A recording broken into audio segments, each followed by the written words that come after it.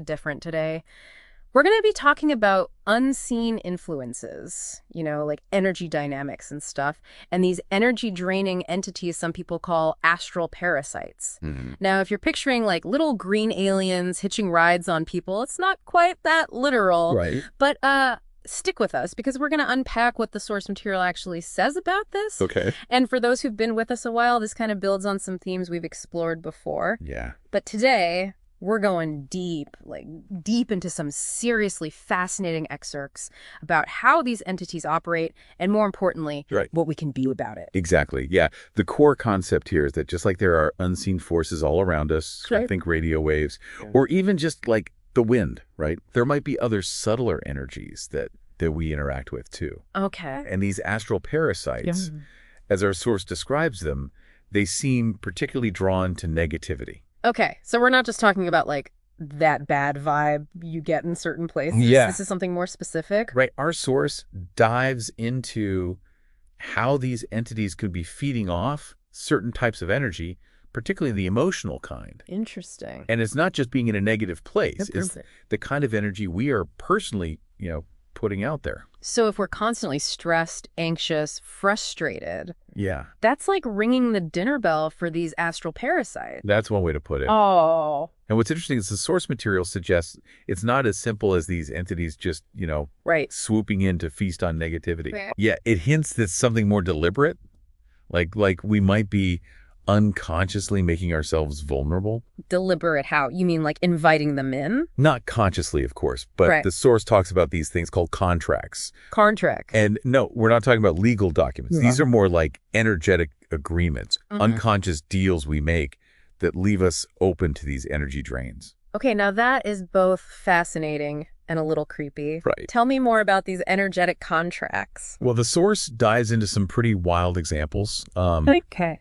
People under hypnosis describing these agreements. Wow. Often formed during moments of weakness, vulnerability. Right. Imagine agreeing to trade your energy, your vitality, for a fleeting sense of comfort or escape. So like when you ignore your intuition, telling you something's off about someone, but you go along with it anyway.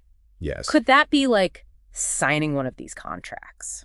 That's a great example. Oh, no. It's not about living in fear of every interaction. Right. But rather becoming aware of the subtle ways we might be giving our power away. Wow.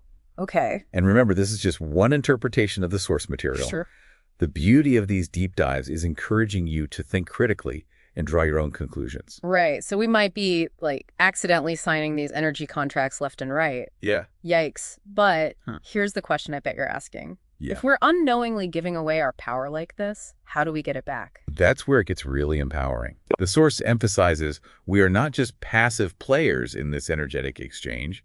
We have the ability to change the game entirely. Okay, I am all ears because I definitely don't like the sound of these astral parasites setting up shop in my energy field. Right, and you don't have to. Okay. What's fascinating is the source suggests we have more influence over our reality than we realize. Really? Yeah, remember how we talked about these entities being drawn to negativity? Yeah. Well, what if we could shift our own energy, making ourselves less appealing to them? So it's not just about like banishing these entities, it's about changing ourselves. Right. And how we interact with this unseen world. Exactly. Wow. And one practice the source highlights is called recapitulation. Okay.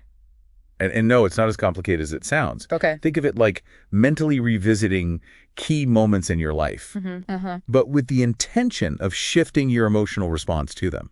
Like hitting the rewind button on an old VHS tape. Yes. And deciding to view certain scenes through a new lens. Exactly. Hey. Consciously choosing how those memories make you feel now, right, rather than being controlled by the emotions you associated with them in the past. Okay, so how do we actually do that? Right. Do we need to become like meditation masters to make this work? The source actually lists several techniques. Okay. But they all center around this idea of cultivating stillness and awareness. It could be something as simple as focusing on your breath for a few minutes each day. Sure. Or incorporating guided visualizations into your routine. So it's not about emptying your mind completely. It's more about like learning to direct your attention and energy with more intention. Precisely. Yeah. And here's where the connection to those energy contracts comes in. Okay. By revisiting past experiences where you might have felt drained, depleted, and consciously choosing to approach them with a sense of peace or forgiveness, you're essentially rewriting the agreement. Wow. Okay, that's powerful. Yeah. So instead of being haunted by the energy of that argument you had with a coworker, you can go back, mentally re-engage with it, but this time choose to approach it with, like, calmness and understanding. And by doing so, you're not just changing how you feel about that past experience. You're shifting the energy you're putting out into the world right now. Wow. You're reclaiming your power, bit by bit. It's like you're closing the door on those energy leaks. Exactly. Making yourself less attractive to those parasitic entities in the process. Exactly. And what's even more interesting is that the source suggests this isn't just about protecting yourself. Okay. It's about stepping into your full potential as an energetic being. Okay, I got to admit, this idea of like reclaiming our energy and, shifting our reality like this, it's both empowering and a little mind-blowing, It's like we've been playing this game with like a blindfold on this whole time. And now we're starting to see the board clearly for the first time. That's a great way to put it. And the more we understand these subtle energies and how they operate, the more we can consciously choose how we participate in that game. So we're not just victims of circumstance at the mercy of these energy-draining entities. We actually have agency. We have choice. Precisely. Okay. And that's where the real magic happens.